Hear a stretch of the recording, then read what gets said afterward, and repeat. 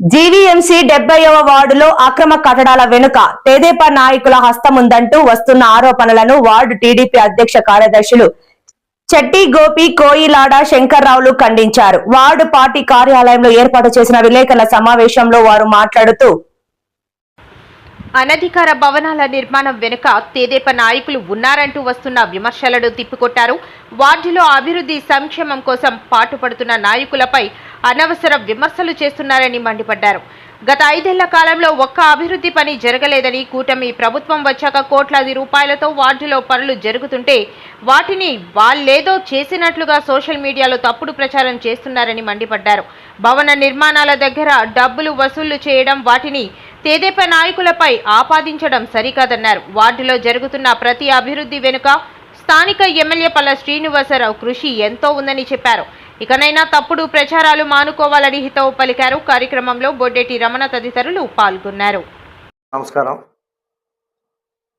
ఫిబ్రవరి 27వ తారీఖున 70 వార్డులో అక్రమ కట్టడాలపై ఒక దినపత్రికలో మా మీద బేడ ప్రచారం మొదలైందని మాకు ఆందోళన కలిగి ఈరోజు ఈ ప్రెస్ మీట్ పెట్టడం జరిగింది.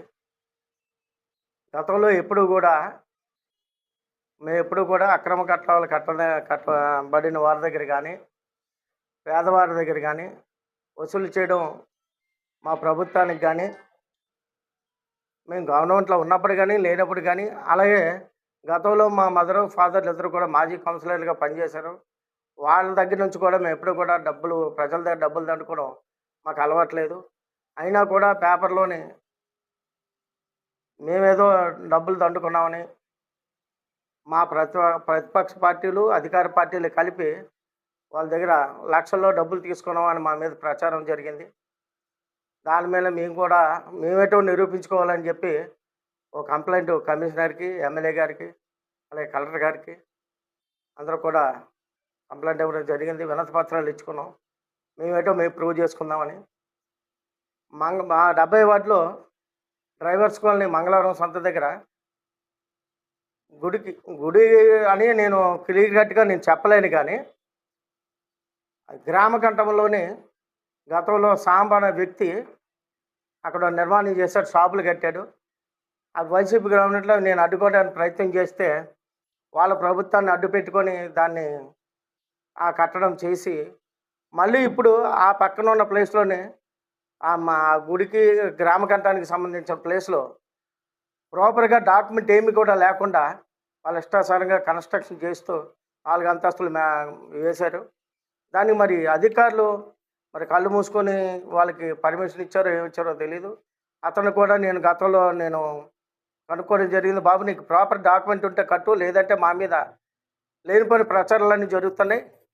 మరి ప్రతిపక్ష పార్టీలో ఉన్నవాడు ఏమైనా రూపాయలు తిన్నాడేమో మాకు తెలీదు. మేమైతే కూడా ఎవరి దగ్గర కూడా ఎప్పుడు డబ్బులు తీసుకోవడం మాకు చేత కాదు.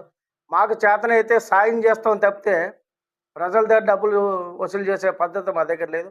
మేము కానీ, మా కార్యకర్తలు, మా నాయకులు కానీ ఎప్పుడు కూడా అటువంటి చెడ్డ పేరు మాకు లేదు. ఈరోజు ఎందుకని వచ్చిందో మేము ఆందోళన చెందుతూ ఇవాళ ప్రెస్ మీట్ పెడుతున్నాం. దాన్ని మీరు నిరూపించుకోకపోతే అధికారులు కానీ, అలాగే ప్రభుత్వం కానీ ఎవరు పట్టించుకోకపోతే వాళ్ళు ఇష్టానుసారంగా మా మీద బురద జల్లుతూనే ఉంటారు. అందుకని అధికారులు పట్టించుకొని ఈ విషయాన్ని తేల్చాల్సిన విషయం ఎంతైనా ఉందని చెప్పేసి నేను అధికారులకి, నాయకులకి, అలాగే మా అధికారంలో ఉన్న మా ఎమ్మెల్యే గారికి అందరూ కూడా మేము విన్నపించుకుంటున్నాం. లెటర్ ద్వారా కూడా వాళ్ళందరికీ కూడా చెప్పాం. అధికారులు దీన్ని మరి లాస్ట్ గ్రీవెన్స్లో ఇచ్చినది 1 వీక్ అయింది, కానీ ఈ రోజు వరకు కూడా వాళ్ళు దాని మీద యాక్షన్ తీసుకోలేదు. ఏసీబీ గారు కానీ, లేకపోతే మా టౌన్ ప్లానింగ్ వీళ్ళందరూ కూడా ఈ విషయమై వాళ్ళు గట్టిగా చర్యలు తీసుకొని వాళ్ళకి మా అక్రమ కట్టడం పైన వాళ్ళందరూ కూడా ఏదో ఒక విషయం తేల్చవలసిన విషయం ఎంతైనా ఉందని చెప్పేసి సభాముఖంగా మేము తెలియజేసుకుంటున్నాం. ఎమ్మెల్యే గారికి కూడా మేము వినతి పత్రం ఇచ్చాం. ఎమ్మెల్యే గారు కూడా దీని మీద స్పందించి నేను కూడా మా అధికారులకు చెప్పి నేను ఈ కార్యక్రమాన్ని ముందుకు తీసుకెళ్తామని చెప్పారు. ఎట్టి పరిస్థితుల్లో కూడా అధికారులు ఈ విషయం తెలుసుకోకపోతే మీ మీద కూడా మేము కలెక్టర్ గారికి వినతి పత్రం ఇస్తామని చెప్పేసి సందర్భంగా తెలియజేసుకుంటూ సెలవు తీసుకుంటాం. పాత్రికేయ మిత్రులందరికీ నమస్కారం.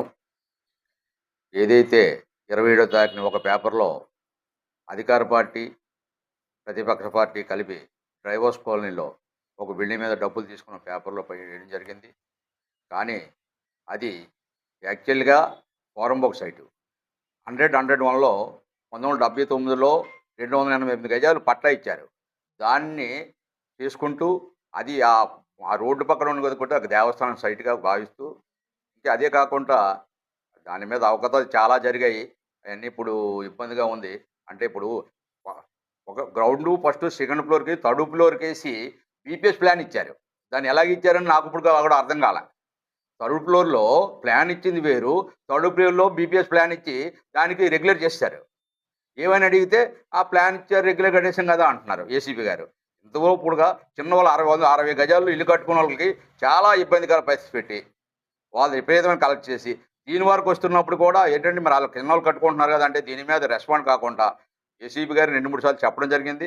ఆయన రెస్పాన్స్ లేదు, ఇదిగో అదిగో అంటున్నారు తప్ప ఏమీ లేదు. దీని మీద తక్షణ చర్య తీసుకోవాల్సిందిగా కోరుచూ తీసుకుంటాం.